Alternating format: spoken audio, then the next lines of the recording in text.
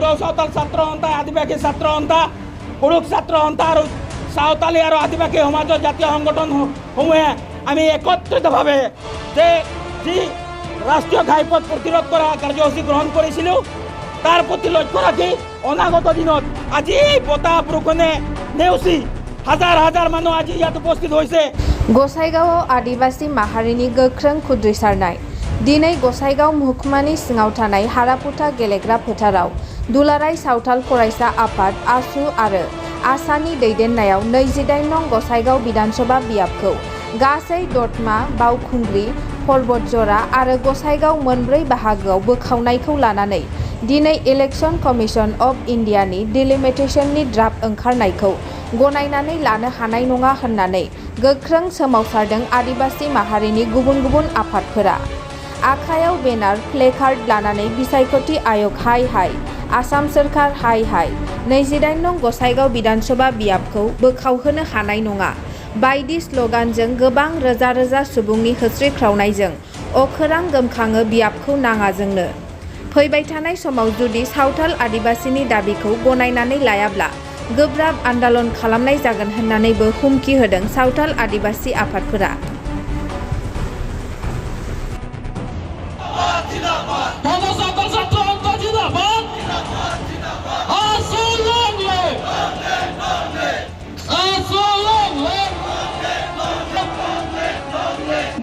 আজি আমি হুদৌ সাঁওতাল ছাত্ৰ সন্থা, হুদৌ আদিবাসী ছাত্ৰ সন্থা, কুৰুখ ছাত্ৰ সন্থা, গাঁওবুঢ়া সন্থা, মহিলা সন্থা আৰু সাঁওতালী সাহিত্য সভাৰ বিষয়ববীয়ালৈ আজি আমি এই হাৰাপিতস্থিত খেলপথাৰৰ প্ৰাংগণত সমবেত হৈ আপোনালোকে জানে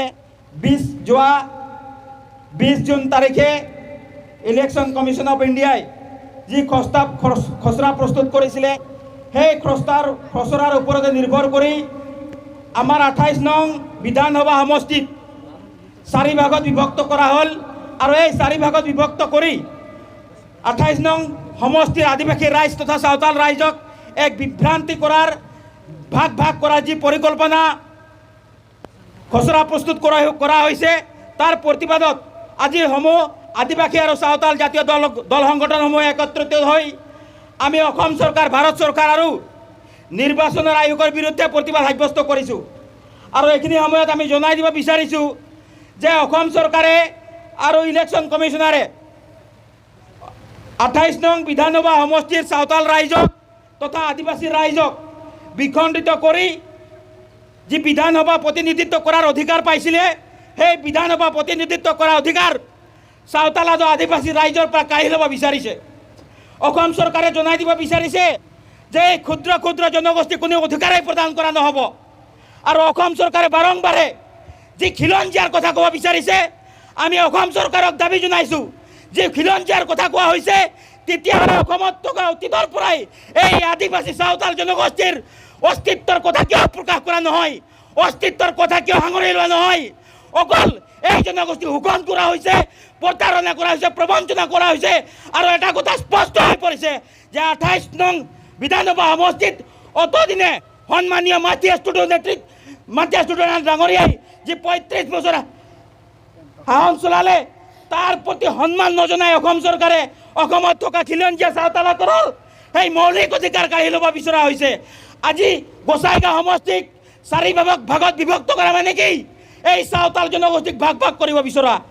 এই গোসাইগাঁও বিধানসভা সমষ্টিক বাইফংগুৰি, দতমা, पर्वतजरा और गोसाईगाँव विभक्त करा माने कि सावताल जनगोष्ठीर आदिवासी जनगोष्ठीर जी विधानसभा प्रतिनिधित्व करा जी संविधानिक अधिकार संविधानिक अधिकार काढ़ी लब विचारिছে प्रतिबाद करा हबो। आमी अखम सरकार हुकियाई दिबा विचारिछु जे हदौ सावताल छात्र सन्था आदिवासी छात्र सन्था और सावताल आदिवासी जनगोष्ठीर राइजे आज स्वतःपूर्तभावे उलाई आइछु। आमी अखम सरकार और जिला प्रशासनक কৈছিলো जे आमाक रास्तात उलाবলৈ दियक, किन्तु पाके प्रकारे बाधा प्रदान करी आज आमाक এই খেলপথাৰত একগোট হ'বলৈ দিছে। কিন্তু অনাগত দিনত আমি অসম চৰকাৰ আৰু নিৰ্বাচনী আয়োগক আহ্বান জনাইছোঁ, সময় থাকোঁতে সাঁওতাল জনগোষ্ঠীৰ অধিকাৰৰ প্ৰাপ্যৰ কথা অনুভৱ কৰা উচিত। শোষণ কৰিলে, প্ৰতাৰণা কৰিলে অনাগত দিনত এই জনগোষ্ঠীয়ে নিজৰ কণ্ঠ উত্তোলন কৰিব আমি উপলব্ধি কৰিব পাৰিছোঁ। যেহেতু সাঁওতাল আদিবাসী জনগোষ্ঠীৰ নামনিৰ পৰা চৰকাৰৰ ওচৰত প্ৰতিনিধিত্ব কৰিব পৰা ব্যক্তি নথকাৰ খাতিৰত আজি আমাৰ কণ্ঠৰোধ কৰিব পৰা চেষ্টা কৰা হৈছে, আমাৰ অধিকাৰৰ পৰা বঞ্চিত কৰাৰ চেষ্টা কৰা হৈছে আৰু প্ৰাপ্যৰ পৰা বঞ্চিত কৰাৰ চেষ্টা কৰা হৈছে। ইয়াক কেতিয়াও কিন্তু সহ্য কৰা নহ'ব। ইয়াৰ অনাগত দিনত ইয়াৰ পৰিণাম আৰু পৰিস্থিতি আমি অসম চৰকাৰৰ ইলেকশ্যন কমিশ্যনত দিবলৈ প্ৰস্তুত হৈ আছোঁ। সদৌ চাওতাল ছাত্ৰ সন্থা, আদিবাসী ছাত্ৰ সন্থা, কুৰুক ছাত্ৰ সন্থা আৰু চাওতালী আৰু আদিবাসী সমাজৰ জাতীয় সংগঠনসমূহে আমি একত্ৰিতভাৱে যে যি ৰাষ্ট্ৰীয় ঘাইপথ প্ৰতিৰোধ কৰা কাৰ্যসূচী গ্ৰহণ কৰিছিলোঁ তাৰ প্ৰতি লক্ষ্য ৰাখি অনাগত দিনত আজি এই বতাহ বৰষুণে নেওচি হাজাৰ হাজাৰ মানুহ আজি ইয়াত উপস্থিত হৈছে আৰু নিজৰ প্ৰতিবাদ সাব্যস্ত কৰিছে। ইয়াত জনগোষ্ঠীৰ প্ৰতিবাদ নহয়, এইটো প্ৰত্যেকজন ভোটাৰৰ প্ৰতিবাদ। আৰু এই ভোটাৰে ক'ব বিচাৰিছে আজি অসমত থকা এই 28 নং সমষ্টিৰ পৰা কিহৰ কাৰণে আজি বিভক্ত কৰা হ'ল তাৰ প্ৰতিবাদত কিন্তু অনাগত দিনত আদিবাসী ৰাইজ আৰু চাওতাল ৰাইজে 31 নং ৰাষ্ট্ৰীয় ঘাইপথত প্ৰতিবাদ সাব্যস্ত কৰিম, এই কথা কিন্তু স্পষ্ট। আৰু ইয়াৰ লগতে আমি কৈ দিব বিচাৰিছোঁ কিহৰ যুক্তিত কোন তথ্যত আজি গোসাইগাঁও সমষ্টিত 4 ভাগ কৰিব বিচাৰিছে আৰু এই ভাগ কৰাৰ পিছত ইয়াৰ যিখিনি দূৰত্ব, ইয়াত যে মানুহ সমস্যাৰ সন্মুখীন হ'ব সেই কথা কিন্তু স্পষ্ট। কাৰণ ইয়াৰ বহুত 4টা সমষ্টিৰ যিখিনি দূৰত্ব সেই দূৰত্বক কিন্তু আজি চৰকাৰ বিবেচনা কৰি চোৱা নাই। ইয়াত কাৰ্যালয় যিখিনি আছে সেই প্ৰতি অসম চৰকাৰ বিবেচনা কৰা নাই। এই দূৰত্বৰ প্ৰতি অসম চৰকাৰ বিবেচনা কৰা উচিত বুলি আমি অনুভৱ কৰিছোঁ।